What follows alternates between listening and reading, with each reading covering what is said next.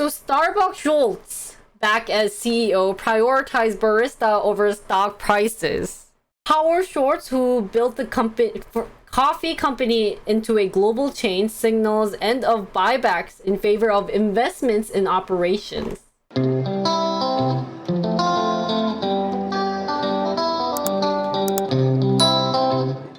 his first day back as Starbucks Corp, Chief Executive Howard suspends billions of dollars and that he's going to focus more on cafes, customers, and employees rather than the stock market. He said, "I am not in business as a shareholder of Starbucks to make every single decision based on the stock price for the quarter." This is like saying, look at the big picture, guys, not the small picture. Don't look at the tree, but look at the forest. Those days, ladies and gentlemen, are over. Oh. Wall Street responded in turn, sending shares down 3.7% to $88. Mr. Schultz's comment, along with news that the company would suspend a stock buyback program initiated last fall, represented the clearest indication yet of the plans of Mr. Schultz returning this week to his third stint as CEO. Every time Starbucks is having an issue, he just comes back and fixes things. He's like Superman, guys. Either he can't escape or he just really loves Starbucks that he doesn't want this business to end. Now, Mr. Schultz said Starbucks had to grow faster and redesign its store experience to be more relevant to consumers, even if that means sacrificing quarterly earnings and shareholders' returns in the short term. So Kevin ran since 2017, and now because Schultz Opa is coming back, that Kevin's stepping down. He said that he would focus on reinvigorating Starbucks as the chain navigates rising costs and the unionization drive amongst US baristas, while the company plans to build thousands of new cafes around the world in the coming year. So they're going to increase the cost of Starbucks, so it's going to get more expensive? During a forum in a conference room at the company's headquarters Monday, Schultz greeted, and then he's like near the thing. He said that while Starbucks has traditionally been a corporate leader, it hasn't done enough in recent years and that he wants to make it back. And that he said he wasn't anti-union, but said that he couldn't have built Starbucks from a handful of stores into a giant company with a union. Starbucks needs to acknowledge that the COVID-19 pandemic has made the working environment more difficult for store employees, he said, and the company should do more. We haven't done enough.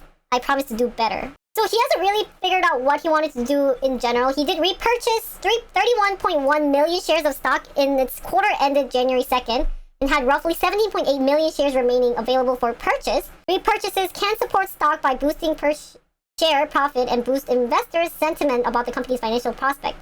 Their stock's doing fine.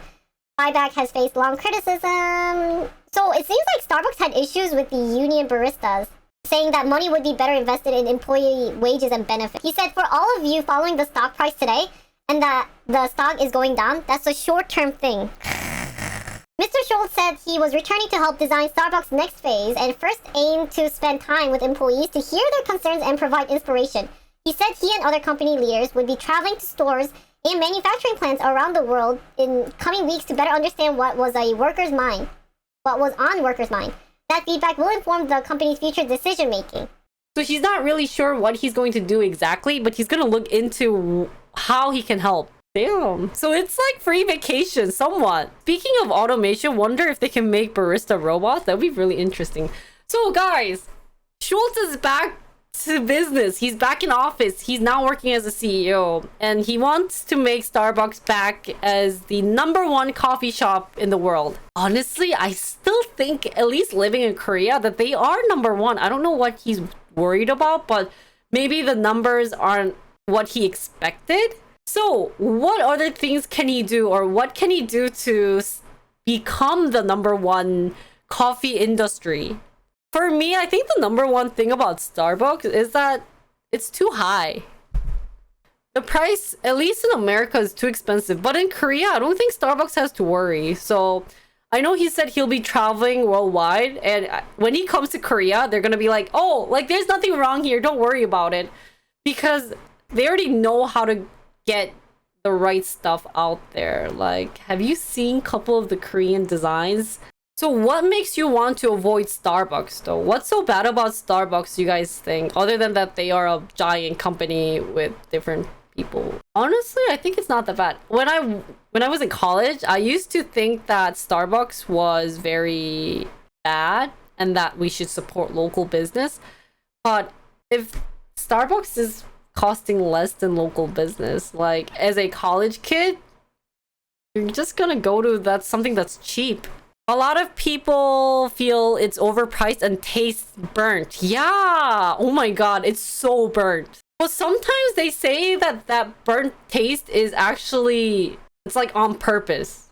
So either the barista's awful at it, but I think their China sales are sinking a bit. Oh, it's not that good to me. Better to grab a coffee from some hippie coffee cafe, which is also cheaper.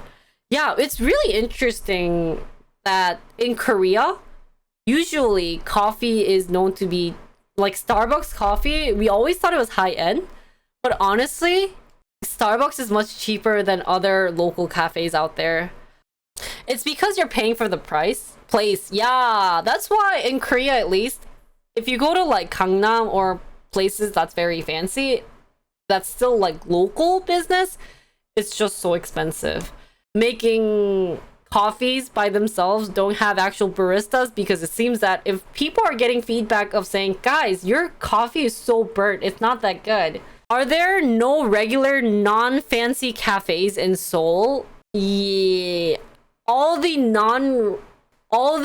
regular cheap cafes are chain cafes. So unless you go to like, you know where the cheapest cafe, or you know the cheapest coffee is? PC Cafe. Now their coffee is like $3, which is cheaper than Starbucks. So I guess I could go there. That is considered cafe. So yeah, honestly speaking, maybe, I know you guys did mention China because they're not doing too much there, but, and that like what Josh said, they might have seen a better growth potential in China and other places around the world, but definitely not in Korea. And I don't think it's, I think also in the US, Starbucks is pretty steady, and that there might be people saying, you know, we're not gonna brew coffee, blah blah blah, but in general, most people end up being in Starbucks. Does Starbucks have a subscription service? Maybe they should do that. That's a good idea. So one of the coffee in Korea, they do a subscription service where if you pay like $20 a month, you can get free Americano. Like every time you go there a day, like every day you could get a free Americano, which is really worth it. So that would be something interesting to see from Starbucks, especially because subscription service is really popular. So that would be great. Anyway, so Starbucks, great luck. I'm excited to see Schultz back in business as a CEO. However, why you think maybe your business is not doing great, because in Korea, everyone goes to Starbucks. Like if you're gonna say, let's meet up, it's always in Starbucks. So maybe don't worry too much about Korea, but probably what other people have been saying, China would be an interesting market to grow big, and maybe someone in the US. If you're having problems with the union, maybe going more abroad would be ideal. So that's all of the news for today, guys. Thanks for listening to me. I hope you guys enjoyed it.